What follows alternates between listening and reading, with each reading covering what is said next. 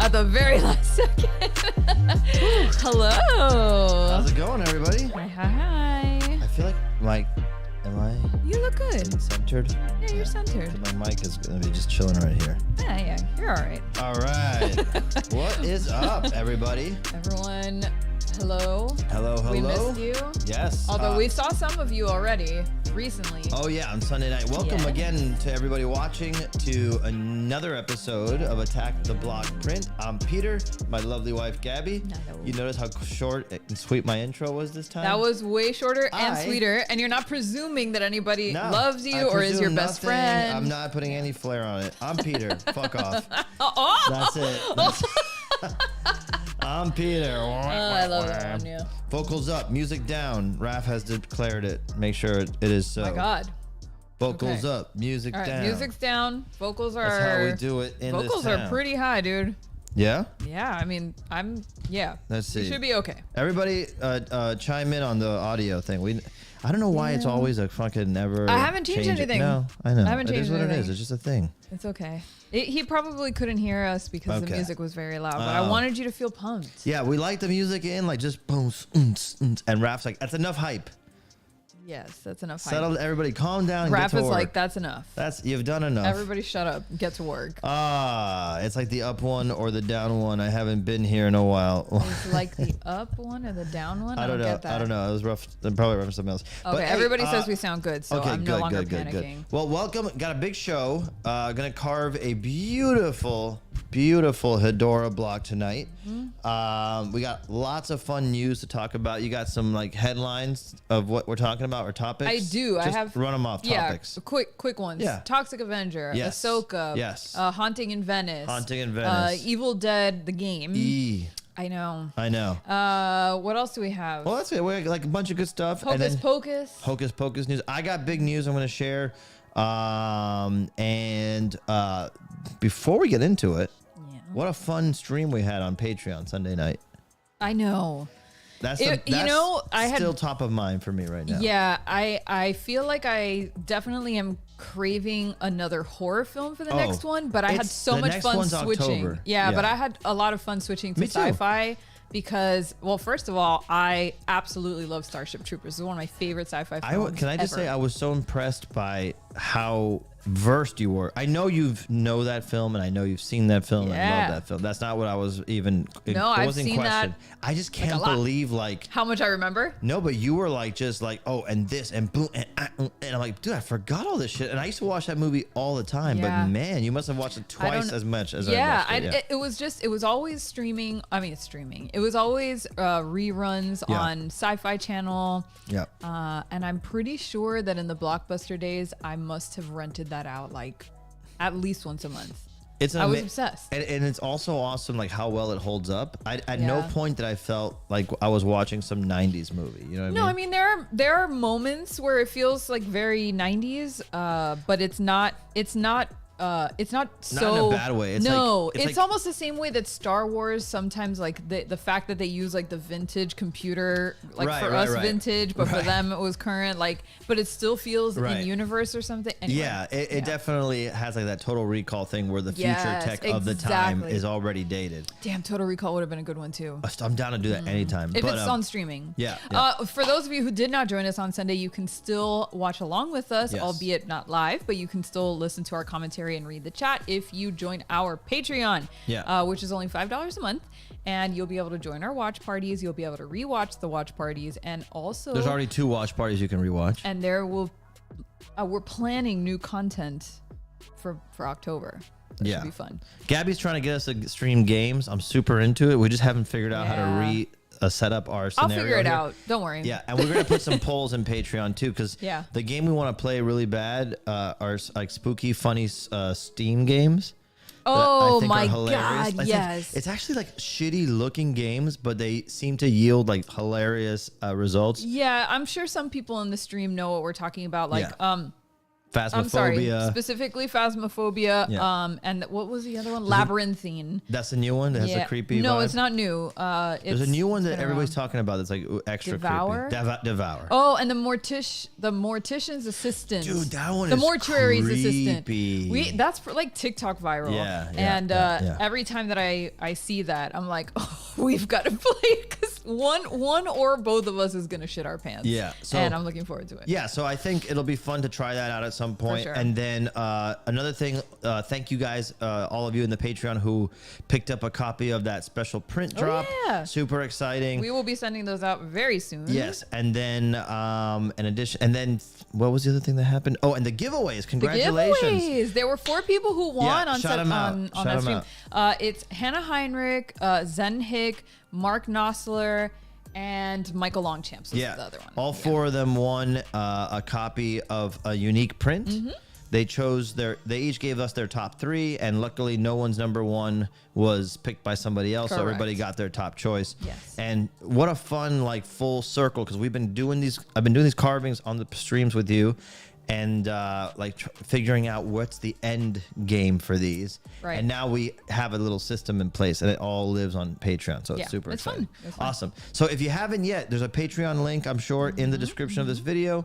Gabby can always put one in the chat today while we're talking about it, and at some point later on, we'll show you the Patreon. But it's in the description box below, and it is a hyperlink this time. So perfect. I'm pretty sure I fixed it. So yeah. Awesome. All right. Okay. So Jonathan Fishman was a huge hit. Let's just say that. Jonathan Fishman for the win. So also, I would like to address that. Yes, this is a cauldron that I'm drinking out of. Hi. Yes, cauldron. You know it's spooky season, everybody. Yeah.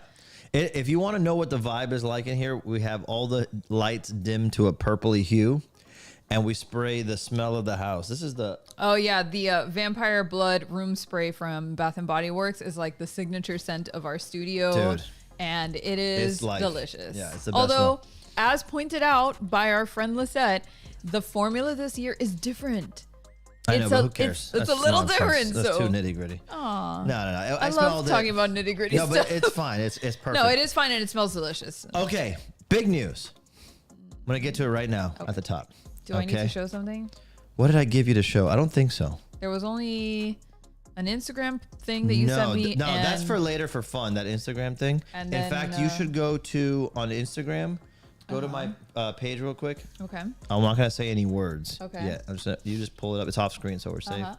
Go to my feed or profile, whatever you call that, with all the pictures. Like with my stuff. Show my stuff. Hold on. Settle down. Everybody settle down. Okay, and then just the second post you can bring. Got it. Okay. Got it. You can bring that up now, then you cue it over when I say. Heard. All right. So I feel like I'm modulating. Do you hear that? Does that sound weird too loud? No, you sound fine. Too loud? Okay. So I don't know why you're trying to figure all this out right now. So Tuesday is what day? What calendar date? Oh, calendar date? Hold on, I'll tell you right now. Tuesday. Next Tuesday is the 26th. Tuesday the 26th. Okay. Tuesday the 26th is going to be the day that all you guys can pre-order. Finally, what? this thing that you're going to show on the screen right. Hold on. And now. There. The Mecha Godzilla figures. Yay! Oh, you know what we didn't reconnect is my art cam. But I thought you were doing that on purpose. I know, I'm an idiot. That's okay. No. You can do it now. Yeah, but Tuesday will be the day that the Mecha Godzilla figure goes live. Which one? Because there are two variants. It is the black and white lino cut version, the official, more inspired by my block prints version, and that one goes live Tuesday on Mondo's website. Now, it will be, I should say, a timed edition. Okay. So from what I'm told, it's going to be up for a week. Oh. And everybody's going to have a chance to get their Mecha Godzilla figure pre-ordered. Nice. As long as you're aware that it's happening, you'll be fine. Are both colorways going to drop at the same time? No. The other one is going to drop later on. Okay. No, the official date has not been approved yet, but it's being worked on. All right. But what I will say is that this is going to be one of those things like my original Godzilla. My love, actually, can you do me a quick favor? Sure. I just noticed something. Yeah. I think the art cam is not plugged in. Okay, give me a second. So you can just see it right down here. I think it's just plugging into that USB. Worries. Meanwhile, I'm going to show this. You can put me on the one real quick. Yeah. If you guys remember, it's almost 3 years now that we dropped the original Godzilla figure with Mondo. This little vinyl statue that was a huge hit. Over 2,000 units were sold in the course of about a week. You see the cable? Here, I can pull it so you can see it. Okay. And since then, like back then I figured, man, that was amazing. I can't believe it sold as well as it did. And since then, to this day, I still get people trying to see if I have an extra one for sale all the time. And so this time around, I'm going to really encourage anybody who wants to grab Mecha Godzilla, do not sleep on it. Do not sleep on it. It's going to last for the whole week, and then it's going to be gone. So it will be one of those things where there's just no way to get it again. Much like the Godzilla figure, the only way people can get it these days is secondary market. People have told me it doesn't go up for sale very often, or people willing to buy and sell in the group. So I just want to keep that top of mind, that the Mecha Godzilla is going to go up Tuesday. It's going to be on the Mondo shop. We'll talk all about it. It's the day before our next live stream, so we'll talk all about it that day as well. You don't have to crash your car, pull over to the side of the road. You don't have to jump out of a meeting or anything like that. You just got to make sure you are aware that it's going on sale that week. So I'm super excited about that. What happened, my love? You can't find the cable? Okay. So anyway, well, you come back for a second. I can do it. Why don't you come back and take over there? Yeah. I'm crawling in from the I know. Just switch back over to you, and I'll trail it. I'm sure I can figure it out real quick. Yeah. He'll trail it. Let me just put on my headphones so I can hear. Yeah. Aha, there we go. Anyway, well, what do you want to do? You want me to do the news? I can start with the news while you try to figure out your art cam. Yeah, well, go ahead. Yeah, that's fine. We'll go to the news stinger first so everybody can enjoy that wonderful animation. Here we go. Entertainment news.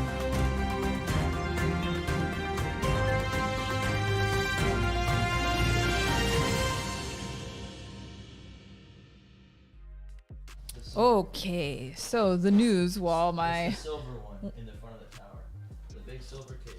All right, never mind. Pause. It's one of those streams. You know what happened? We were setting up for the Sunday stream, and check it now? Yeah, it hasn't popped up. You have to reactivate it on the OBS. Okay. It's one of those streams where everything is wackadoo. Yeah, we're having a great time right now. Well, hold on. Let me just put up the first news article so everybody can see that, because this is a movie that I actually went to go see, which you don't often go without Peter, even though he did not go to this one. But man, I had a great time watching this film. Aha, art cam back. Now my cam is frozen. Oh, wonderful. Am I showing up? Hold on, I'm gonna Yeah, now you're back. Okay. Perfect. Yay! Freaking A. Well, let me finish what I was saying real quick then before we get into it. So Mechagodzilla goes on sale Tuesday on the Mondo shop, and I'm going to be doing like 500 streams that week. So Saturday, I'm going to be on Collect All Monsters at 6 p.m. Eastern time. Sunday, I'm going to go on Kaiju Live at 8 p.m. Eastern time. At 9 p.m. that same Sunday, so right after Kaiju Live, I'm going on Geek Dad Life. On Tuesday, I'll be on Toy Anxiety, and then Wednesday we'll be back here, and then the day after that we'll be on a brand new show I haven't been on before, Toying Around. So lots of toy news sites this week and streams to make sure everybody gets the word. So just so you guys know, it's a thing. It's happening. It's going to be a special week for Mechagodzilla. I'll be talking all about it, and don't miss it, you guys. It's technically, well, what I'll say is it's much bigger than the original one. It is. And it's technically the kickoff, hopefully. I don't want to like put the cart before the horse here and knock on wood, but technically and hopefully it's the kickoff of the Attack Peter Godzilla line. Whereas the last Godzilla figure was part of the Godzilla Museum line. Now this is its own thing. So and it's the black and white one on the sale? Black and white, the lino cut version. It's technically like a black and cream. I will have it in hand. Okay. Starting this weekend. Okay. So just so you guys, and you guys are hearing it first. Mondo's not even going to tease it until Friday. So you guys are hearing it first. You can set your calendars, do what you got to do. Special. And yeah, I just wanted to make sure you guys heard it before anyone else. Nice. The black and white one, it's the lino cut version. That one goes on sale. And then later, the next, with plenty of time in between, I haven't solidified the date. I have a date in mind that we're trying to hit. And as soon as I know it, I'll tell you guys. But there should be enough time for those people who are out there trying to get both. Yes. So, okay. You got it? Yes, you got it out of your system? We'll talk more about it intermittently, but yes, that essentially does it. All I right. love it. Okay. Now, while you start the news, I'm going to set up my camera better here. So go ahead. Okay, go ahead. Because I'm also doing a time lapse. I told you that. Oh, you're doing a time lapse. How are you doing it with your phone? I have my phone here. Wow. Can you see a dual camera? Oh, look Here's at my you, phone. Mr. McFancy. Camera on camera. So let's see if this works. It'll work. You'll do just fine. You Yeah. take your time. I'm Okay, going to go talk about ahead. horror Have fun. movies. Yeah. So anyway, going back to what I was talking about earlier, I went to go and see a haunting in Venice last weekend with a couple of friends. Peter did not come with me, so he doesn't know what the movie is about or what happens or anything, but I absolutely loved it. And when I saw this article popped up, I was like, oh man, Haunting in Venice got trashed by The Nun 2, which I personally did not want to see. Not because I'm scared, but because I saw The Nun Part 1 and it was bad. Like garbage. It was just, bad. let's say, disappointing. It was bad. I am still looking forward to seeing The Nun. I don't think the movie lived up to the hype of the design of The Nun.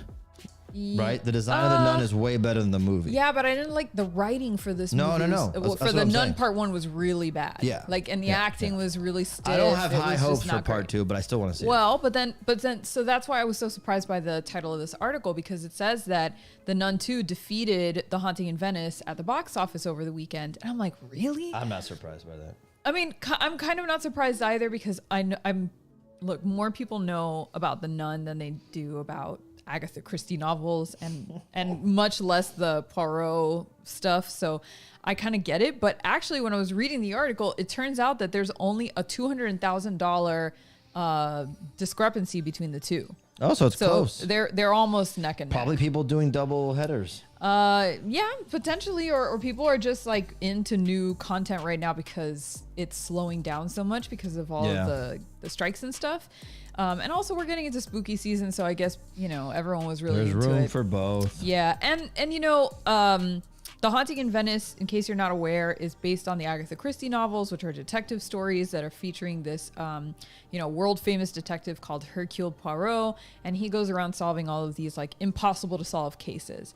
And in this movie, he's in Venice. He has decided to retire, quote unquote, and he's rejecting everyone's cases. But then a friend of his, who's being played by Tina Fey, comes to see him and presents to him a case that... Are you spoiling the whole movie? No, I'm just telling him the premise.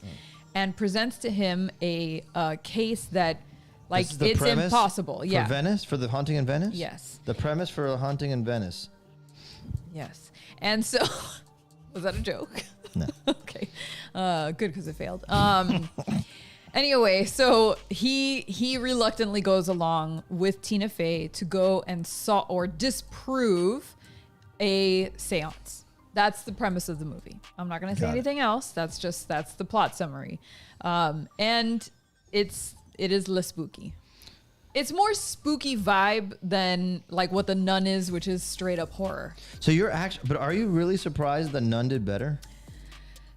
I probably only based on personal bias, because I feel like if I thought that The Nun was trash, then everybody else did, and so why would they go and watch the second one? Yeah, see, but the fact that it was greenlit for a second one probably should have given it away that people were going to go see it. I'm of the mind that I'm sure The Haunting in Venice is better, but if you told me I can go to see one movie right now of those two, I know, even though I know the first Nun movie was you bad, would go see The Nun? Yeah. No way. Yeah. I pick Haunting in Venice every time. But I'll tell you why. Because spooky vibes, bro. Yeah, but I'm not gonna go to the movie theater just for vibes. I'm gonna go for like I want vibes, but the Nun is probably some kind of thrill ride. I guess. Yeah. I mean, fine, sure. There's a lot more jump scares in You're too intellectual The Nun. for pop culture. Wow. You're too smart for the rest of it. Are you trying to You're highbrow. start a fight tonight? No, I'm saying you're highbrow. No, the plebes like us, we just want stupid The Nun. It's not about that. In fact, I feel like if you gave most people the opportunity, they would go see Haunting in Venice because, I mean, at least in all of the, the case study of me, everybody that I talk to about my love of horror films is always like, oh no, I don't like horror. Yeah. And they're like, oh no, I like comedy or action or whatever, but chickens. Cowards. But most people that I've at least questioned about this are like, no, I don't like to be scared, or I can't watch it alone, or I can't sleep after I watch scary movies, and so they just don't watch them. So if you're given a choice between a spooky detective film or The Nun, who's going to scare the ever-loving bejesus out of you because it's literally all jump scares, and The Nun is terrifying.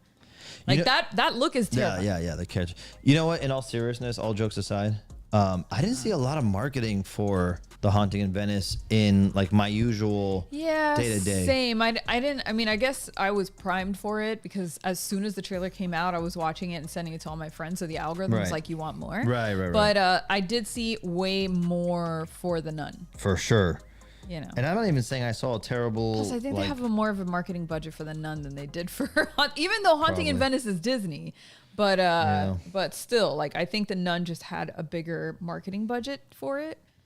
I'm looking forward to seeing both of them, to be honest. Yeah, I'll wait for The Nun to be on streaming. Let's put it that way. I wasn't that impressed by this series that I'm like, gotta go out and watch it in the theaters. Yeah, but knowing us, we wait for most stuff to go. My brother, was it about a haunted gondola? No, but if it had been, I still would have been on board.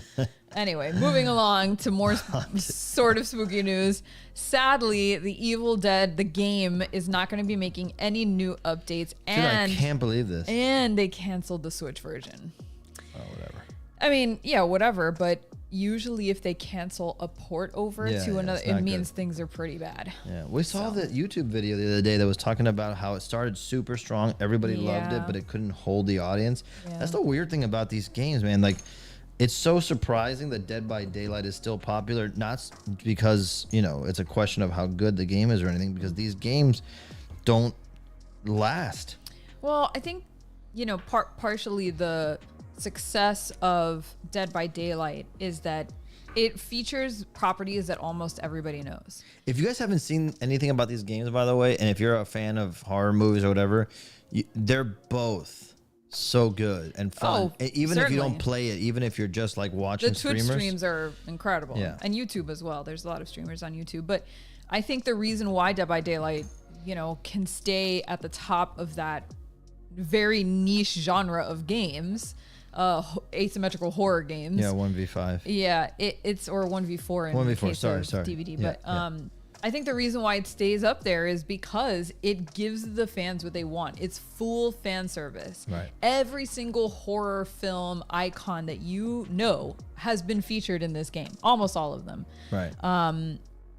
and they have levels that are representative of those properties, and they also have a lot of levels that are just creepy, like generic levels. So you can never run original levels. Yeah, but they don't feel generic. They feel like just really cool. I mean, by generic, I mean like not spooky farm, right. Spooky house, right. Spooky. You know what I mean? So like it's all kind of like generically, this is what you would find. Yeah. They even have a spooky like castle now. Like, and the Evil Dead one, dude, it was like so good in terms of being a great homage to the whole franchise, not just one game.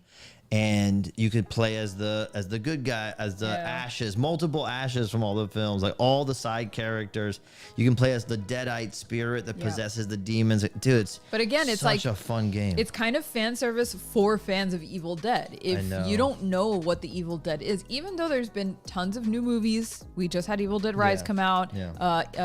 Ash versus the Evil Dead was just out, and like, these properties are still going, but I would still say that they're pretty niche. It's just one of these things like with social media, like everybody's going to Threads. Now nobody's really on Threads. Well, look, Samurai Jin makes a good point. He says people have the goldfish attention span along with the crow thought process, 3 seconds and ooh, new shiny thing. It's true. I'm guilty of that. It's true. Dead by Daylight, the only reason why I think that it continues to have success is because they come out with new content all the time. And they get quality, and they're able to get the licenses for these properties that probably other developers can't. And so it's its own competition at this point. Like there's pretty much nobody else, vying for the market share on that one. Right. And I don't see it going away anytime soon. Yeah, I think it's a shame because that game is excellent. Evil Dead, the game is excellent. Yeah, super fun and vibey. There's even a single player component to it that's super fun and arcadey. I'm sure it's going to be dirt cheap now. Well, yeah, I mean, they're going to continue to host the game on the servers. They're not going to take anything down anytime soon, but they're not going to be developing new content or ports. So it is what it is. Yeah, it's difficult, man. Those are some of the most exciting times I've had with horror is those games recently. Yeah. And it seems to be like horror is like a filter that people like to enjoy those games with. I know. There's like Texas Chainsaw Massacre, Friday the 13th. But like Dead Texas Chainsaw Massacre not doing so well either. Really? Yeah, well, because I mean, it's one level. Oh, well, what else are you going to do? How many times are you going to play? The only reason why Dead by Daylight is so addictive is because every game is different. Yeah. Every game you have a different killer, a different level, a different group of survivors. Yeah. It's always changing. Yeah, there's a lot going on. And even if you got sick of that, every few months there's a new, they call them chapters unlocked, and you get new killers, new levels, new survivors, new cosmetics, and it keeps the game feeling fresh. Yeah. So I agree. I mean, unless somebody else is willing to like dupe that formula, it's super I don't inventive. think they'll be very. I just don't think they'll be very successful in the long term. This happened in first-person shooters a while back, where everything was like, "Is this the Halo killer? Is this the Halo killer? Finally, the Halo killer." And it never really happened. And well, eventually Call of Duty won but that's not like. But it took a while. Yeah, exactly. And it's a little different. Yeah. But I also think that what was I talking? What was I gonna say right now? Yeah, that like properties like Evil Dead and Texas Chainsaw Massacre are going to teach developers a really important lesson. Is that if you're going to harness one license, you need to find ways to keep it feeling fresh. Otherwise, you're going to die. What IP is there? Because they did a Ghostbusters game, the same thing. It was really cool. And then that's it. Everyone was done with it. So what IP out there could sustain its own game like that? None. You have to harness either an entire like not a trilogy, but like an entire catalog, or you have to do like Dead by Daylight is all the horror, right? Yeah. All horror. What are you gonna do? Like all the SNL stars? No, like all the aliens. Like Dead by Daylight. Imagine a Dead by Daylight, but it's only aliens. Yeah. And who would you have? Obviously the Xenomorph. Yeah. You'd have. But then but the thing with aliens is that it also has Predator. So not only could you harness all of the alien content. You mean like one IP, like Aliens? One IP, but it would have to have so much movie content already that you could continue to create killers. You could create more survivors. That you could sounds create like more maps. A super fun idea. I could still see it getting old at some point because in general, the aliens tend to act similarly. Yeah, but you could create new types of like in could. aliens. You get different like versions of alien, and some of them are like hybrids, some of them are whatever. It's cool to think about what it would be like a Alien versus Predator game where the Predator is the one and the aliens are the four. Or you could choose to, right? Exactly. There's so many mutations that you could make of that formula that it would be really fun. They just licensed out Aliens to Dead by Daylight, right? And they had a whole chapter with aliens, which is I think the one that's running right now, actually. But yeah, you would have to pick something like Hellraiser could be another cool one. That's not enough. There's so many Hellraiser movies. Yeah, but they're not so varied, believe me. They're like, you got the Cenobites. Right, but you could create new Cenobites, just like Dead by Daylight creates Evil its own. Dead again, because you can say there's so much. Like, dude, Evil Dead, the game has a lot. Yeah, but how many levels does it have? Like different levels. Maps, I mean. I don't know. You have the castle. Yeah, there's a bunch. You have the cabin. But they're massive that's it. too. Yeah, but that's all you have. But they're massive levels. But maybe that's not the right move. No, because another criticism of that game is that it had balancing issues, where it was like, the maps were too big and it was too easy for the humans to win, and it was. I agree. I agree with that. So it's a balancing issue too, but I'm just saying, like, you have to find that. Yeah. If it's gonna work, it's got to be somewhere in between, or something that has so much content that you could think outside the box. I think the reason Dead by Daylight does well is because they came out the gate with all original characters and levels. Who? Dead by Daylight. Oh yeah. It was all original. Because they didn't have any killers. licenses. It was like if somebody said, create your own fighting game with slashers, and you just create all the slashers. It's like when Street Fighter came out, and they were just like analogs of action heroes. And Mortal Kombat, same thing. But then. I want to say it was like 6 months later they launched their first IP, which was a Michael Myers, and people go, "Oh shit!" Yeah, you know what I mean? You just need one. Yeah, you just need one to get people excited, and then every time, although they didn't really get popular until they dropped the Resident Evil one.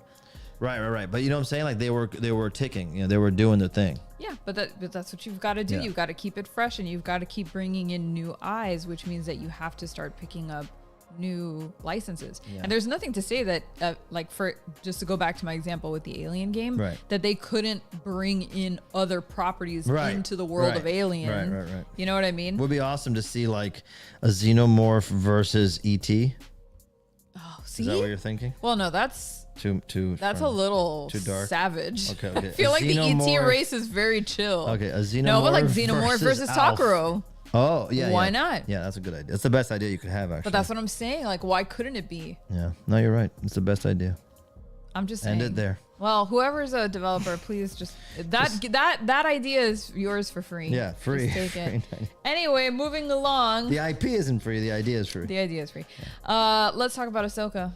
Oh man. Yeah. So this is your warning once again, because we are on episode 6 now, and there's going to be 2 more weeks of me talking about Ahsoka spoilers. So if you have not caught up with Ahsoka yet, please God, mute me now, because I'm about to spoil shit out of this episode, which I love. By the way, just to cap off this entire conversation, this is my favorite episode of the series so far. Same. It will be very difficult, I think, to top this. They can't. I don't know how they're going to. If they can, kudos. But right now, episode 6 For is us, it. Specifically. This is almost identical to episode 1 of Mando. Wow. Which was magical. Like, I'm talking about my favorite episode in a series. Wow. In Mando, it's episode 1. Because meeting Grogu you can't is top that, like, you right? can't, the magic of that moment.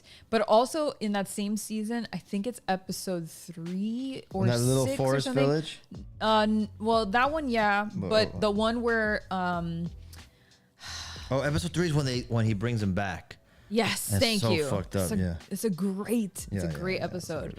But that's what I'm talking about. So like, for this one specifically, it's this episode. Okay, so if you don't want spoilers, please respectfully get the fuck out of here. So anyway, let's fucking talk about Ahsoka. Weirdly, and this is kind of this is a Book of Boba Fett throwback. Oh. The reason why I felt that this episode was so good was because Ahsoka wasn't in it. Oh. And it's because we got to focus finally on the real core of the Rebels characters, which are Thrawn, Ezra, Sabine. I mean, yes, we don't get Hera in this, which actually wasn't a big loss. We don't get any of Chopper or whatever. That's a big loss. Yeah. But we get the core storyline. We finally, all of us Rebels fans, finally get a conclusion to the cliffhanger at the end of Rebels season 4. Sabine finally finds Ezra, and the reunion is beautiful, preceded by some of the best Star Wars characters that have come along in a long time. Namely, the Howler, Sabine's Howler, which is a bat creature that is like dog, it's like wolf. a bat wolf dog that like is a mount, basically like a horse. Yeah, so awesome. Who becomes immediately imprinted on Sabine. Yeah. They're immediately best friends. And it turns out that he is the sweetest, maybe overly protective animal that we've seen so far in the show. Overly protective? Bro, he was trying to eat the little, what are they called? But before that. No, before that, he was a coward. Yes. But then after she called him out on being a coward, he was like way over the top. That's true. Like, she kept having to be like, chill. Yeah, the Nazi. Because she said, she was like, if you bail on me again and I get in trouble, that's it. You're on your own. Yeah. And so now he's like being overly protective. That's so true. the fact that they created a whole personality around this animal, it's awesome. like immediately within 15 minutes, I would die for this creature. But then we get to meet this new race of aliens that live on this world, which is Peridia, right? Peridia. Yeah. What is the name of this alien race? Nati. The Nati. N-O-T-I.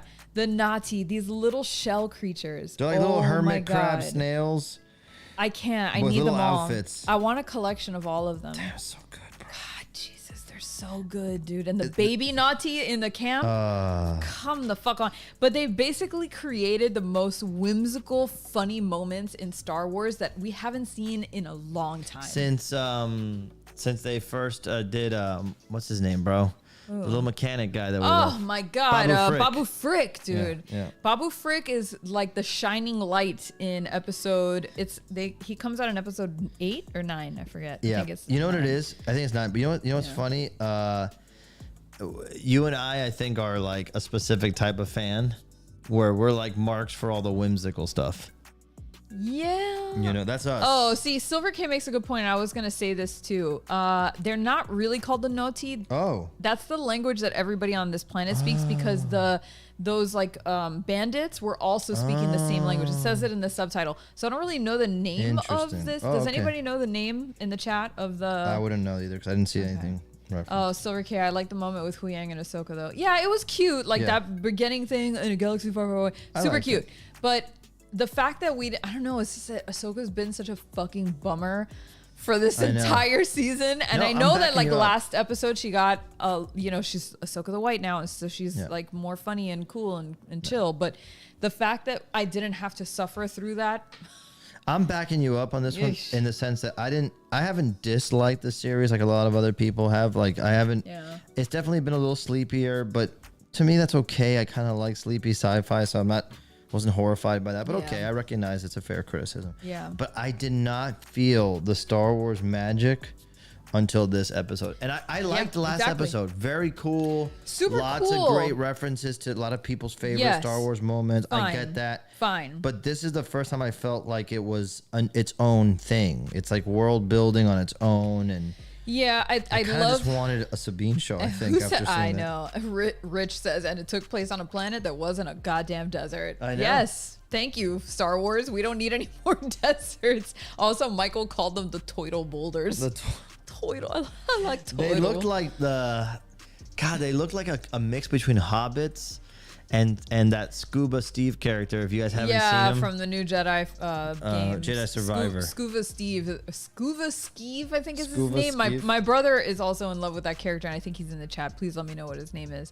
But yeah, it feels like we finally got the world building and the mythos that we've been waiting for. And by the way, even outside of that planet, like there was a lot of stuff with the Dathomir witches. I forgot to mention, like I'm sort of I know I'm going in order. Okay. Look, Thrawn coming back and making that appearance with those fucking stormtroopers with the Night Sister wrappings, and then Enoch with that modded helmet with the gold.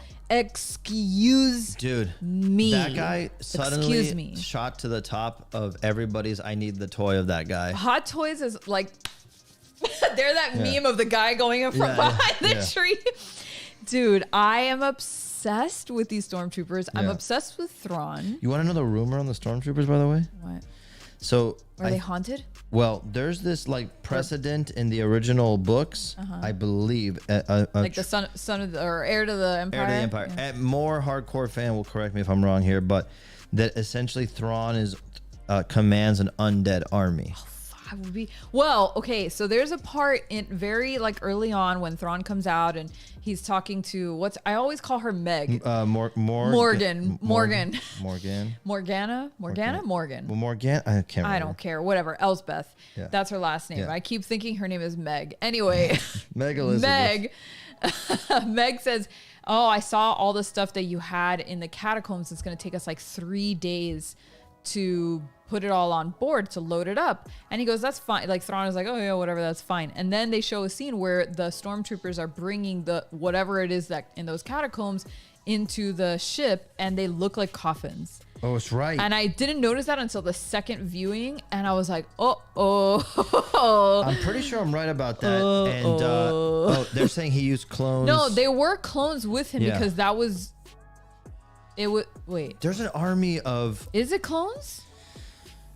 In the show, I don't know what it's going to be. No, it's not clones. I think that there's a precedent in the books in Heir to the Empire.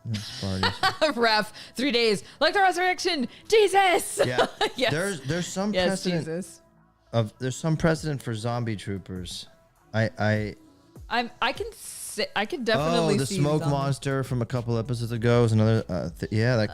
Although apparently there was an article that came out that was like, we didn't actually decide what that was. They said it was just like some mechanical thing, but whatever. Anyway, who cares? But the point is, it could be zombies. Remember that the Night Sisters are able to bewitch things and people with spirits, so it's highly likely. And he's been out there for like 7 years. No, a little bit, maybe a little bit more than that. I read 5 years on the timeline. I read that's true. 7. Oh. I heard 7. Well, either way, it's a long time to be out there unless your troopers are dead. Yeah. So who knows? I mean, I don't know. I think that's such a cool thing. Either way, they're the best looking stormtroopers since the remnant stormtroopers. And can we talk about the fucking Night Sisters coming back? Yeah, creepy, dude. Amazing. I'm so into it. They look great. The costumes are incredible. The makeup is perfect. Everything about it is perfect. I'm ready for the return of the Night Sisters. This show really feels like a fantasy movie. This one finally felt like Star Wars fantasy. Well, I mean, like it has like you know how the Ahsoka episode in Mandalorian felt like a Akira Kurosawa Japanese film. This feels like a medieval, like Arthurian. Yes, where like legends are kind of coming true and all that. The aesthetic thrust of all the characters right. The Raph says the Night Sister names are like the names of the Greek fates. Yeah, they did say that like they could see the future and that there were loose threads, which is like a direct call back to the Greek fates. That everything is based on like weaving and sewing and threads and shit like that. Anyway. And Rich says Thrawn had said that their ranks had thinned, although when you see him coming out of the ship, there's tons of stormtroopers. Yeah. So what does he mean? I'll also say just a top level. I just burped. I'm sorry. Wow, disgusting. I just had to come out. Oh, by the way, they're called Night Troopers. It was in the episode subtitles. Thank you, Jay Shave. Nice. So I'm curious to see what they are, but nonetheless, wait, what was I just saying? Oh, her name is Morgan, not Meg. Sorry. Morgan. Yeah, Morgan. It's just Morgan. Yeah. I think the Thrawn himself was so creepy. So good. And the fact that he has the voice from the show, from Rebels, it makes it even better because it's like the way that he delivers his lines are so like smooth and calculated. And he's like, nothing can bother me. Like even when Sabine is giving him a little bit of guff in that scene where they confront each other, he's like, no need for hostilities, and babe. he gets up close in her face too, which I thought that was awesome. But he never gets like rowdy. Like he never get, you know how because his chill energy is terrifying.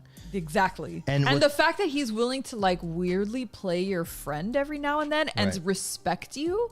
Right. Like there were a lot of encounters in Rebels where he would come up to like Hera or whatever and be like, I like your culture is so fascinating. Right. And it's fucked up because you're like, oh, as he's exterminating them. Yeah, as you're committing shit. genocide, you're like, I love your culture and your art is so beautiful. Right, but yeah, I do have to exterminate your entire race. I'm sorry. But what I was gonna say is there's always this uncanny valley when they bring someone from the animated world into the real world. Yeah. And I think they've done a pretty good job with this show. I think Hera's my least favorite adaptation, but still okay. In spirit. Hera would be difficult. Okay, there's a couple of things. But hold on, I don't want to go track. My point is that in this particular case, it's almost like a different Thrawn in the sense that in Rebels, because of his look, he's more like the suave, like.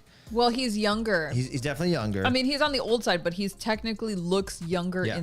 Also, cartoons make everybody 100%. That's what I'm saying. So, but because of that, he never felt as intimidating in Rebels to me. It was like an awesome mastermind villain, but not like a fuck. This guy's kind of creepy. This version of Thrawn is, dude, it's intimidating. It's creepy. He has a little bit of that Dracula energy. And now he's been in exile for like almost a decade, so he's probably going a little crazy with like no real. He has no real conflict that he can strategize around. Right. It's literally just preparing because the Night Sisters keep telling him, "Don't worry, someone's coming for you. Don't worry, someone's coming for you." But he doesn't have like that's what he thrives on is strategizing. And what is he gonna fucking strategize about? His biggest enemy on that planet was Ezra Bridger, and obviously we saw that 7 or 10 years in or however long it's been, he hasn't been able to solve that. Yeah. But anyway, amazing episode. Easily, this makes up for the entire season for me. I'm good. Like the fact that I got this episode, if you had only given me that, I would have been like, cool, good, great. What did I tell you this morning? My big takeaway is that it's starting to feel like this season could have been one like 90-minute, 2-hour film. I feel like a lot of it could have been condensed into like 45-minute episodes and maybe given us like a 3-episode miniseries. Yeah. And I still would have been into if they had cut a lot of God, let me not fucking forget because I was gonna forget a second ago.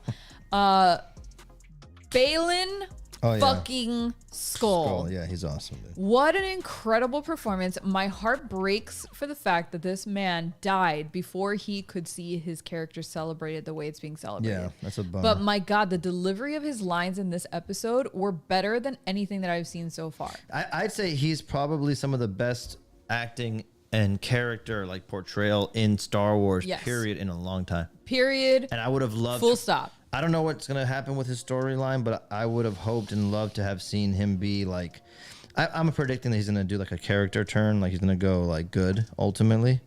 And, or at least tragically, good type of thing. Yeah. But either way, like I would have loved to have him like become the new elder in this universe that they're building. Yeah, but we're screwed because I know. He's dead. No, so I know. Either they recast him, which would be a shame, and how do you even fill those shoes? Yeah. Or you give him an exit, like, some kind of graceful exit. I also can't believe that, like, I feel like Ray Winstone has been around forever. I remember seeing Punisher Warzone. That's the first time I was aware of him as an actor.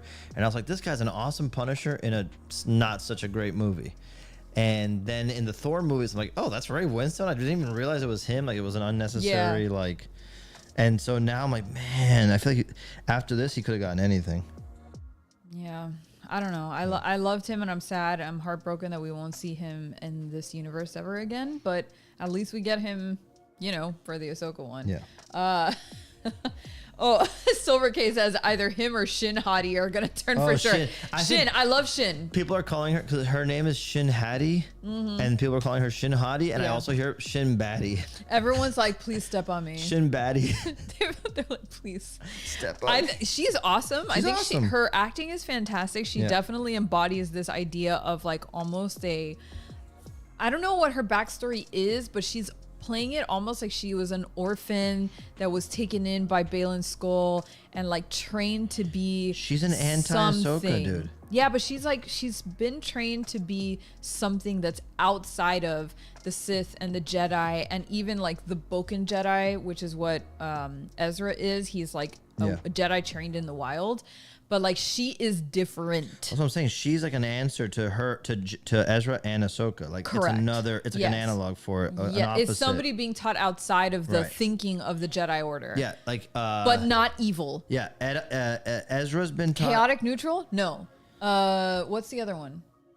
The lawful chaotic, lawful evil. No, because they're not evil. No. They're just like lawful antagonistic. I don't know what the fuck we don't know. Somebody who plays D&D more than I do, please tell me where Shin and Balin would fall in that spectrum of things, because I know it's like lawful, but I just don't know where it falls with lawful. But yeah, I definitely feel like they have their own set of goals, and they're just kind of utilitarian right now. They're just going with whoever gets them closer to where they want to go. Yeah. So, and Greg makes a good point. The actress who plays Shin is from Ukraine, and you can tell because the way that she says the word wasteland. Yeah, she doesn't say wasteland like an American would. Right. She says wasteland. Yeah, and it's perfect because it's like just subtle enough to be off, and that makes it feel like exotic and foreign and all that kind of stuff. So I dig it. Anyway, the John Price says, "I love new Rockstar's name for the Boken Jedi, homeschool Jedi." 100%. 100%. Yeah. Anywho, okay, moving on from Ahsoka. But wait, the big takeaway is don't miss this episode. If you were kind of like on the fence about finishing, like if you weren't feeling the first half of the season. Yeah, and you like dipped out already, come back. I think if you're just a general Star Wars fan, no matter what, I think you should watch this Even if you come back just for this episode, I think it's worth it. Yeah, I did too. Totally worth it. Yeah, Rich, his speech about breaking the cycle, amazing. I know. I was like getting chills. I'm like, what do you mean break the cycle? What do you mean find the beginning? What do you mean like I know everything? Dude. My brain was just going like. I'm like, he has his own motive. Yeah, and let me tell you, like, I'm trying to just stay real chill about my expectations, based on what Baylan Skoll talks about, specifically him. I mean, clearly his motivation is that Thrawn will bring some kind of like cleansing fire to whatever's happening in their galaxy right now. But I feel like he's now also looking for something else. I don't know. If you just take it in context with like all the world between world stuff that's being set up, I'm just like, are you guys basically trying to like not restart or reboot or like decanonize something? I don't know what they're trying to do. It seems like they're doing a multiverse story. You know what I mean? Or like well, not multiverse, but like multi-galaxy. Yeah, like whatever happens over there is what happens over there, and this happens over here, unaffected by it. Yes. Yeah. Anyway. Okay, moving on. Moving on. In more sci-fi news, I thought this was interesting because look, as we're wrapping up Ahsoka, because we only have 2 more weeks left with Ahsoka. It's true. Where does that leave us with sci-fi content, especially given that there's so many strikes and stuff going on? There's not a lot of good stuff, and like now that we've watched Starship Troopers and we're into the Ahsoka world, I'm like, sci-fi, where you tasty at? Where are tasty you where you at? And so I saw this article pop up and I'm like, interesting. I wonder if this will get me to subscribe, even if it's only temporarily, to a new streaming service. And the article is MGM Plus lands a new sci-fi series named Beacon 23, which is a psychological sci-fi thriller that stars Lena Headey, who is Cersei from Game of Thrones. And it's Sarah Connor from Sarah Connor Chronicles. Oh, I didn't see that. Oh, dude, that was actually a really good show. And it also has Stephen James, which I've seen him in stuff before. My brain cannot right now come up with what other films and shows he's been in. But anyway, the point is, the story is, it takes place in our Milky Way, so in our galaxy, and follows Lena Headey, who plays Aster, a government agent, and Halen, Stephen James, which is a stoic ex-military man, who find their fates entangled after becoming trapped together inside one of the many beacons that serve as a lighthouse for intergalactic travelers. Every beacon is run by one highly trained human and a specialized AI system. Aster mysteriously finds her way to the lonely beacon keeper Halen, and a tense battle of wills unfolds with Halen questioning Aster's motives and mysterious agenda. So again, psychological thriller, takes place in deep space, kind of alone. It feels like The Lighthouse. I'm going to put a red flag up. Go. There are 2 categories of sci-fi as far as I'm concerned, and only 2. Sci-fi with aliens and sci-fi without aliens. Which is this one? I don't know. What do you think? Because I'm getting a strong without aliens vibe. I'm getting a strong Expanse vibe. Same. And Expanse is an um, incredibly well-made sci-fi show that I have no interest in or because even it has like no aliens. Space Odyssey or any What's of that? these other 2001: A Space Oh yeah, Odyssey. yeah, yeah. Come on, bro. Yeah, but that at least has the AI. Okay, well, this has AI too. It just said it. We don't know where the AI fits into the program. You're right. All I'm saying is that it doesn't necessarily have to have aliens. Okay. But if it has a compelling storyline that's based in like a futuristic timeline, Okay. I think it could be fun. Like I remember, like I liked the movie Moon a lot. It had no aliens in Moon it, but is it cool. definitely had a good gimmick. Clone. Yeah. Clones. We really love Event Horizon. No aliens. That's true, but it's got space demons. Space demons, but that's Okay. not an alien. It All right. still looked like a human. I'm just saying. Okay, so I just like something that's not just people in space. You know what I mean? Like I'm not gonna watch, For All Mankind. No, I understand. No offense to anybody. What who likes that about show. Interstellar? What about Gravity? I've never seen Interstellar. What about Gravity? I saw Gravity. It was good. It's good. I'm just saying, Saw like, it I am Raph, Beacon 23, written and made by AI. That's the twist. Oh, is it? No, Oh. no, he's just making a joke. I'm definitely waiting to see what the reviews are for this ahead of it to see if I'll actually give it a try. I'll also say there's actually a third category. Which is? Sci-fi that I don't really want to pay a close attention to because it doesn't have aliens in it, but super good vibe to put on at night and half pay attention to and fall asleep And that to. would be The Expanse. Yeah, The Expanse lost me though. You were super into it. I was into it for like 10 seconds, and then there was a season that came along, and I'm like, and I'm done. And people swear by it, dude. Let me tell you, I heard nothing but great things. Well, it's over for me. Anyway, dude, John R. Price, Firefly and Serenity. Yeah, also no aliens. That's also true. no aliens, and a fantastic series. I mean, Joss Whedon can eat a dick. It turns out he's a fucking piece of shit. I'm gonna say something here. But those were great shows. I've And never seen either one of them. I know. I've tried to And play it for you, and you now- fall asleep every time. Now, is it because I could sense from the beginning that Joss Whedon was a piece of shit and I didn't want to support it? No. Maybe? No, false. Is it because I'm clairvoyant and False. I just have like incredible sensitive taste? Maybe. Can I prove that? No, but is it looking like I'm Is that enough no's for you? You want another one? Just another one. I Bonus round. I really hope that somebody can isolate the audio out of the stream so we can have a drop of you going, tasty. Tasty. Yeah, John R. Price, unsubscribed. Thank you. Teach my lesson, please. I would watch it. I would watch it if it was somewhere easy to watch and you put it on. MGM Plus is a weird streaming service that like I would have never gotten, and now I'm like, do I need it? No, I mean Firefly and Serenity, because I was anti Supernatural for a long time. But you love it now. For the vibes, not for the storyline. No, I actually like the Monster of the Week episodes. I don't like I said, I don't like it when they go after I know. Jesus and the devil and God and you don't like the story arcs that have too much like that's too much talking, not enough doing. Yeah, but the story of the week stuff is really good. But I was convinced, I was changed, so I'm open to a lot of people wish that they had kept that formula forever, but Yeah. I don't think it would have lasted as long. Anyway, moving along. Daredevil showrunner on the revival title change is upset. I heard about this, pretty nuts. So basically, if you don't know what's going on, Disney Plus has decided to revive the Daredevil series that was from Netflix, albeit they have changed the name. They're using the same actors, so Charlie Cox is coming back. What's this guy's name? Kingpin. Vincent D'Onofrio. D'Onofrio? Yeah, you got it right. Vincent D'Onofrio. D'Onofrio. You got it right. And John Bernthal are all coming back.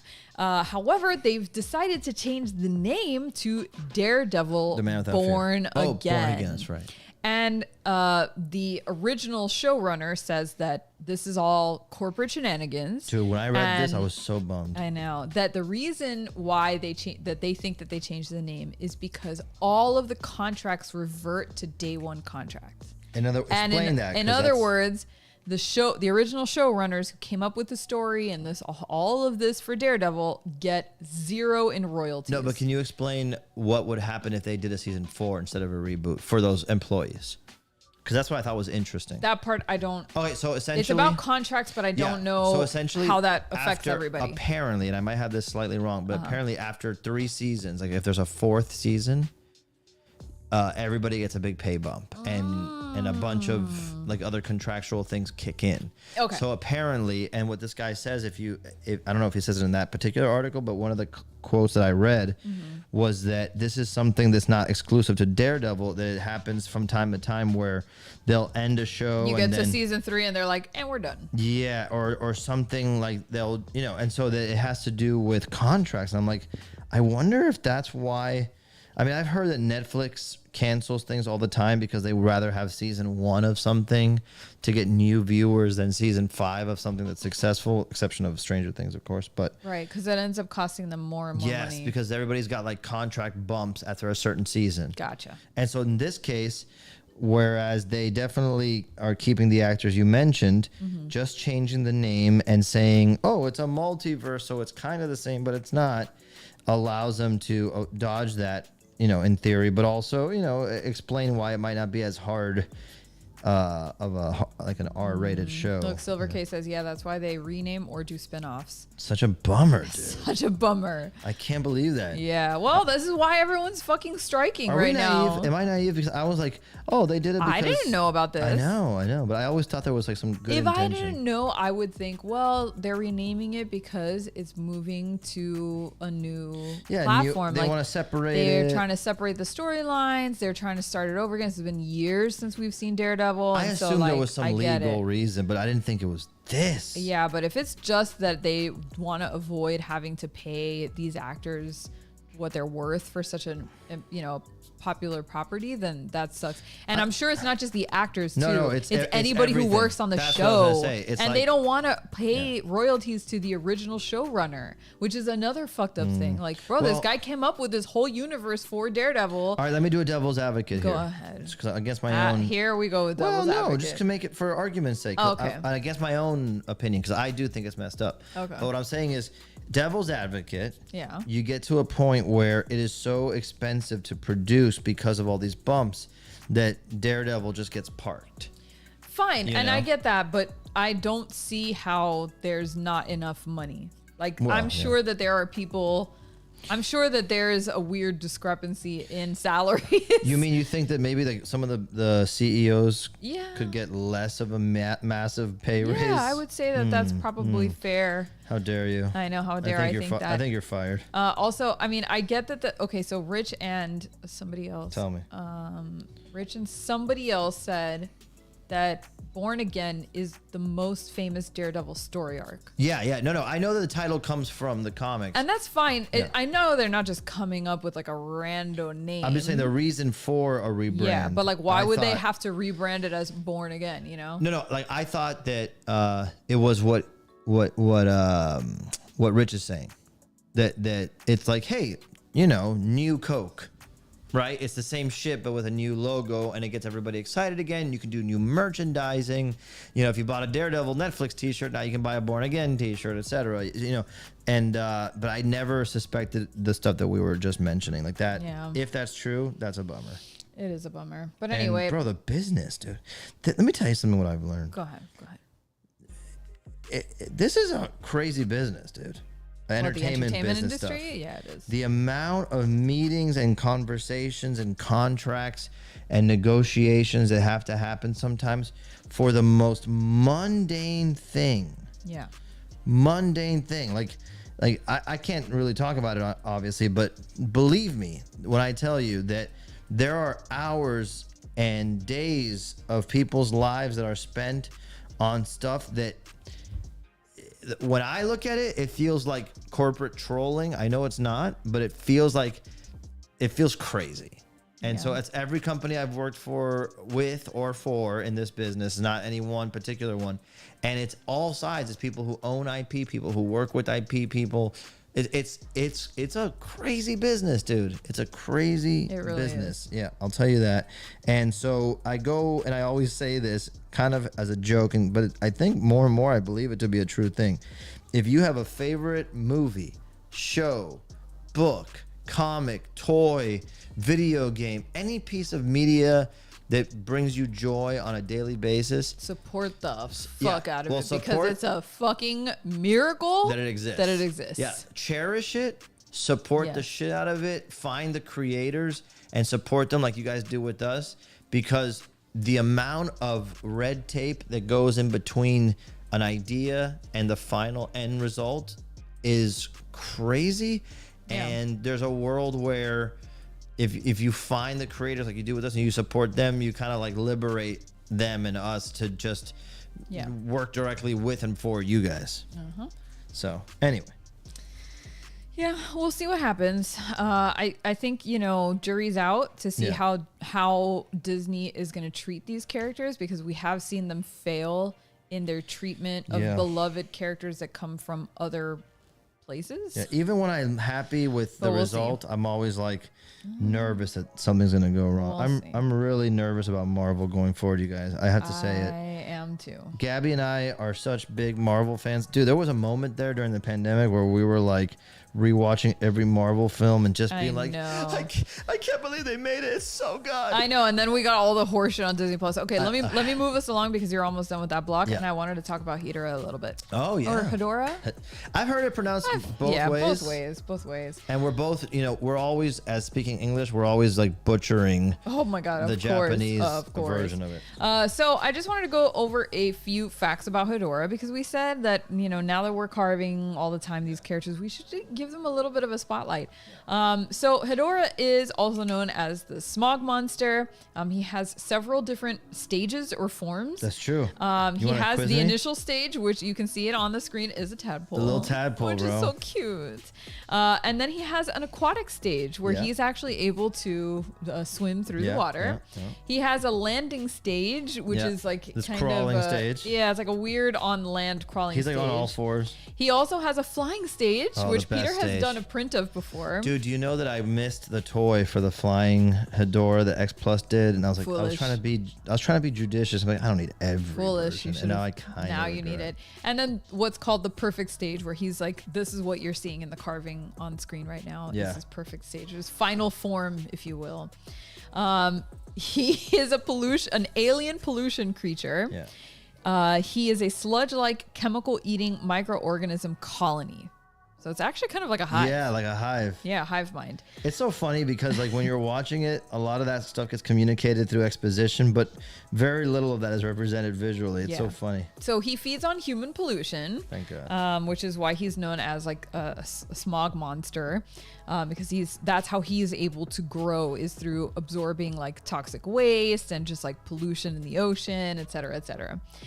He began as a huge tadpole-like creature and then transformed into a terrestrial form and came ashore in Japan, where it battled Godzilla, obviously. It took on an airborne capability, spreading clouds of toxic mist, and finally a colossal bipedal form that dwarfed even Godzilla, so bigger than Godzilla. He is bigger than Godzilla. Yes, and it says his height in the Showa era, he was 30 meters. Then in his landing phase... I don't know meters either. 60 meters in his perfect phase. And in the Millennium era, he was 120 meters. So he grew quite substantially.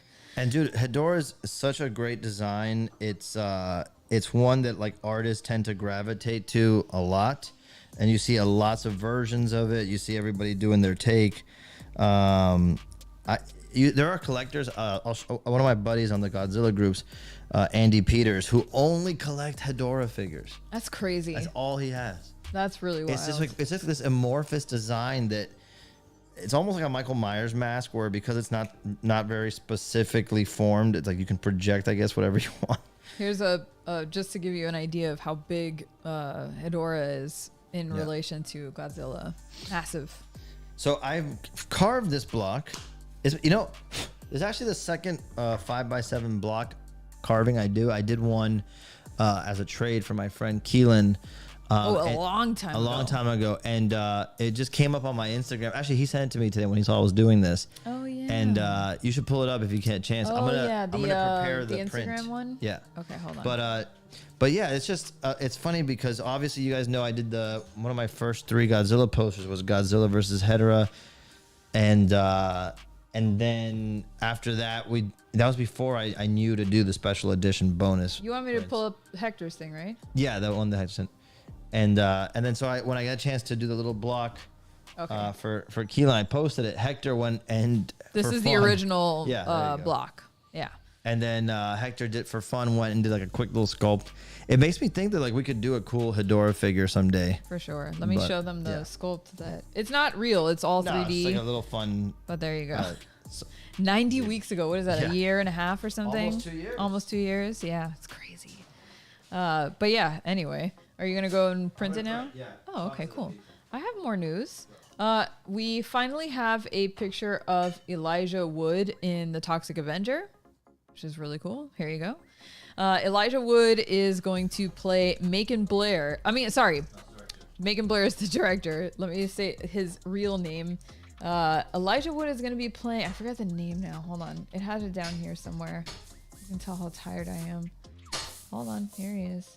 Somewhere around here. Oh, I lost it. I had the name for him before. Sorry.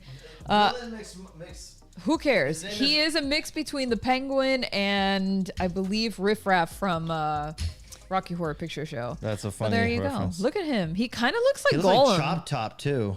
Who's Chop Top? From Texas Chainsaw Massacre 2. Oh, I never saw that actor one. Bill Moseley. It looks exactly like him. Yeah. But yeah, it's definitely a creepy character. Super creepy. Hey, quick question. What's been your most difficult carving? Round Spider wants to know. Like the difficult carving to pull together or to make? I guess to carve.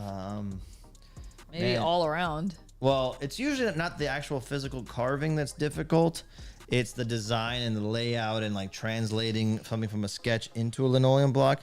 I talked about it before. The Alien print was a difficult one for me, and so was The Thing, because those were both posters based on movies that have been done 5 million times. And like every clever creative idea you can think of has been done. And so when faced with Alien, I'm like, I'm just going to design this as if it was an Alien toy I was designing and just make it look really cool and just big Alien right there front and center. And give it those motifs that I'm known for, like the spirals and the stars, feature the skull, create cool patterns and all that anatomy that's inspired by H.R. Giger. And so that was a tough one. In fact, Gabby was the one who finally said, no, just design it like I art directed that one a little bit because he had done already like Wolverine. No, well, yeah, the sketches I know, but like I did 4 full drawings. Right. When I saw the sketches, I'm like, you're overthinking this. Your best compositions have been when you just put the character big and bulky, almost squeezing him into the frame, like you did with you've done some of the Turtles. I think you did a Batman and a Wolverine like that. Like those images were so striking because they're so big, they take up the whole space. And I was like, well, just do that with Alien. I mean, he's so weird and curly and hunched over, you may as well. And that's what you ended up on. Speaking of that, I'm thinking of doing a Creature from the Black Lagoon or a Revenge of the Creature movie poster at Mondo. And I want to do just what you're describing. I don't. You may as well. It's a great formula. I know, but I wonder if when people see my artwork, are you guys into stuff like that, or because like the Alien, for example, didn't feature a lot of little tiny elements like the ship and no, but it had like the eggs. It had the face hugger. No, it did not. Didn't it have the it Mondo at the bottom? one? No, that's the Alien Queen. Oh, the Mondo one. The Mondo that's one. That's right. Yeah. And I wonder, like, could I do a creature like that's basically just the full creature, maybe like behind some plants? Or do you guys prefer when you see all those little story details too? So I'm in between. I'm not sure which way to go. But yeah. Oh, thank God Mr. Lanfear is here. His name is Fritz. Thank you, Chris. Thank you. Go right to the source. Right to the source. He looks great, by the way. I love this. This design is so good. Yeah, those it's nasty creepy. teeth. Everything is good. Look, I only know a tiny bit about this movie, you know, and what I will say is, as a fan watching on the outside, every step so far has been a hit. The poster was awesome. I love that poster. Yeah, the poster is amazing. The little teaser reveal of Toxie is awesome. It's totally different than anybody expected. the information coming out about how it's still going to be super violent, super R-rated, yada, yada, yada, is great to hear. Because, there was always a chance that, a studio could say, great, I get what it's based on, but it has to be PG-13 to sell tickets, that kind of thing. Yeah. So, and then these pictures today, I mean, every step of the way, I cannot wait to see this movie and what it ends up being, because I just want Toxic Avenger to freaking win, dude. I just want that to be a brand that we talk about. Like, IGN put out a video today talking about it, and they had the old school Toxie on the thumbnail. I'm like, oh my God, Toxie on IGN. Yes, dude, let's go. It is cool. Yeah. It's one of those, it feels like an underground property that's finally getting its well-deserved spotlight after so many years. All right, you want me to move over to your art camp? Yeah, let's do it. All right. Are you almost ready? I'm ready to print. I'm ready to pull it. Yeah, I was showing somebody this today at school, and they were like, wow, that's so cool. The process? He goes, yeah, they're like, it's like a printer. And I'm like, it's literally. They're like, oh, wow, you're like taking copies like a printer. And I'm like, it's literally the original version of a printer. I am a printer. You are a printer. Let me see. All right, here we go. Wait, hold on. I'm going to try. I'm just preparing. I need a little bit more ink. I need a little more ink. And more ink? Girl, what did you do? Do I go back to the news? All right, one more news thing then, I guess. No, that's it. You sure? Yeah, just be fun. Just be fun. I don't have enough fun left in me, bro. It's like, it's what's going on in the comments? Read the comments. What's going on in the comments? Yeah. Oh, this is also a good time to Hunter put up says the Patreon page. Oh, that's true. Hunter says your Queen Alien from back in the Forbidden Era is one of my all-time favorites, which actually I love the fact that it's called the Forbidden Era. Forbidden Zone. Let me put up the Patreon so you guys can see what I'm talking about. Hold on 1 second. Let me make sure I get the right one. Let me just load this up for you guys. And let me see here. Friday is going to be the first announce online for the Mechagodzilla figure on the Mondo channels. So when you see Mondo tease it, feel free to blow up the comments and make your boy look good in front of his corporate overlords. Yes, please. I want to make sure they know they should keep producing Attack more Peter Attack figures. Peter stuff. Me and Hector are like, we would like to do the whole fucking universe, please. Yeah, but they need to know that people like it. Yeah, they want to make sure that you guys still care. Anyway, all right, let me spiel the Patreon. The Patreon really quick. So in case you haven't seen it yet, this is our Patreon. The link is down below in the description box under this video. Let me just make this. The intro video is very fun. If you the intro video is extremely funny. In case you haven't watched it, we really pulled out all the stops. $1 million budget for that one. And you can see we do watch parties twice a month. Although we're gonna start creating new content, we're looking into doing video games and other stuff. And more plus more. We do lots of polls asking you guys what you're interested in watching, and this is also where you can get the Patreon exclusive print sale links. So for all of the blocks for some blocks we'll be doing some print sales. For some blocks we'll be doing print sales depending on what the block is and all that. But we're definitely gonna do giveaways all the time. So every month. Yes, once a month. Giveaways. Once a month, every month we are gonna be doing giveaways. We're gonna give away 4 prints until we reach how many subscribers? I think once we hit 75 subs, I'm gonna give away a 5th one. Yes, sir. So it's $5 a month to support us. It would be awesome if I think every 25 subs I'll do an extra giveaway. Oh, there you go. Yeah. All right. So at 75 and then again at 100. Yeah. And then 125. Okay. That's cool. Yeah. That way, anything else on Patreon you want me to talk about? That way people aren't de-incentivized to tell friends, etc. Because if you think, oh man, the more people that join, the less chance I have to win. Well, every time we hit a certain threshold, it's always going to be like another giveaway. A 1 in 25 type of thing. That's perfect. Yeah. I think that's fair. Yeah.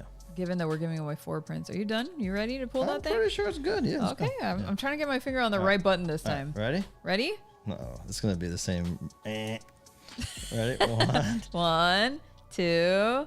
Oh no, why is it glitching? Is it glitching? Go slower. Okay. And don't move the camera. Ready? Yes, 1, 2. Oh, why? No. Why it happened? Because why it happened? Hold on, let me deactivate it. Yeah. The internet doesn't want anybody to see this carving today. Rude. Hold on, it was so good all day. Everybody it's just... fine now. It's fine now. You sure? Yeah, look. Okay. Oh, no. Oh, God. Here we go. And just pull it already. All right. Just pull it. And... Wait. Give everybody the... and...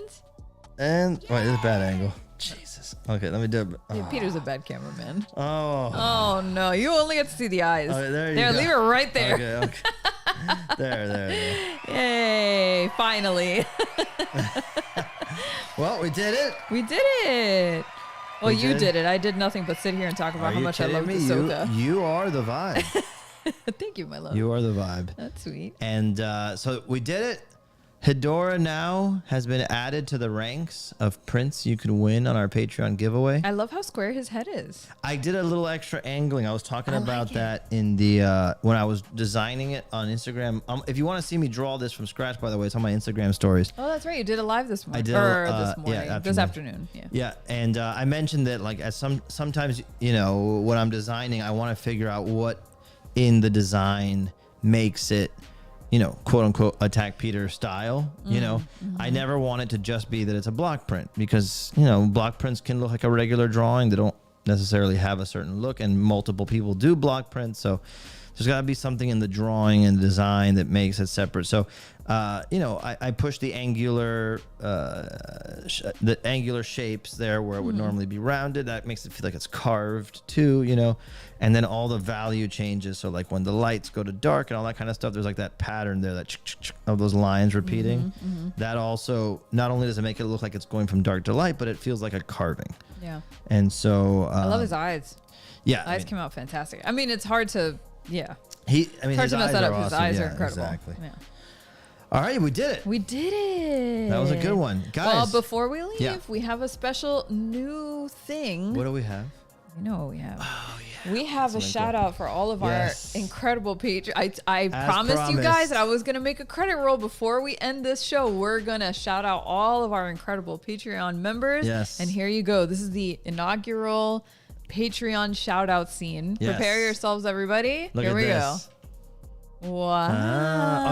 We need a little music to go with it. Put the entertainment news quick. Just put the entertainment news. No, it has the background music from the show. Okay, I can turn it up, but I don't think I need to. Yeah, a little bit. But look at that. Look at all of our friends who have joined the Patreon. Wait, do it again. I'm gonna do it again because this is the inaugural one, so I'm gonna read loops, everyone. So don't worry about it. Yeah? It's gonna loop in a second. Put the music up a little bit. Okay. Just a little bit. Right.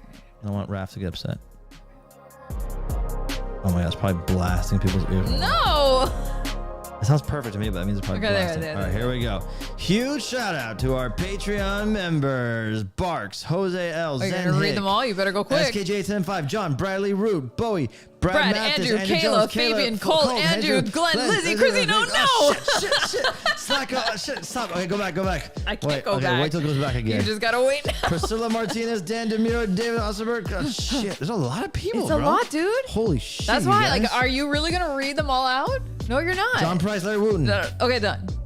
Everybody and everybody else. We love you guys. Chrysozoal, Zach Presley, my John God. Schmidt. Oh Hannah my Heinrich, God. Erica, All right. Matt No, Priest, that's James enough. Winnett. He's gone crazy. We'll do it all next It's okay. time. Next Guys, time, I'm going to slow it down. I'm going to make you read every single that's one. crazy how we have so many freaking subscribers already. It's crazy to see it all there like that. So thank you guys so much for supporting us on Patreon. More fun to come there. If you haven't joined, consider joining. It's a lot of fun, like giveaways. The link is down below. Yes. And thank you so much. And we'll be doing, like, whenever we have any drops, big drops, poster drops, whatever it is, anytime I can, I will do a preliminary drop in the Patreon first. Yes, 100%. All right, you guys. Thank you so much. We love you. We love you guys. We'll see you next time. Oh, and go watch Gotham City tonight. Oh, that's right. It's on now. Our friends on Gotham Our friend City Ryan tonight. Dole.